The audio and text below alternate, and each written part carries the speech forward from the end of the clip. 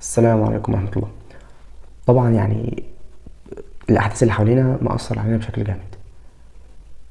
يكاد يكون ممكن ما بتلحقش تذاكر أي حاجة وتروح تتابع، ما بتلحقش تشتغل أي حاجة وتروح تتابع. وده طبعا إيه، أنا مش بقولك ما تتابعش، أنا في البداية مش بقولك ما تتابعش، بل بالعكس، تابع واحزن واعرف أخبار أخواتك، لأن مصابه مصابنا وحزنهم حزننا، واللي بيضايقهم بيضايقنا، واللي بيحزن قلوبهم بيحزن قلوبنا والله. طبعا مع اختلاف الدرجة، ليس الخبر كالمعاينة. اللي مش عايش وسط القصف مش زي اللي عايش وسط القصف، تفرق كتير جدا طبعا. ولكن في بوستين مهمين جدا تقدر تتعايش بيهم مع الفترة اللي احنا فيها دلوقتي. اول بوست فيهم هو للدكتور عبد الله الشهري، بيقولك بقى، بيقولك المسلم متوازن لا يوقفه الحزن عن اعماله وواجباته. زي ايه؟ فهو يقرأ، يتعلم، يكتب، يكسب معيشته، وهو مع هذا يواسي ويحزن ويتألم ويشعر بآلام إخوانه.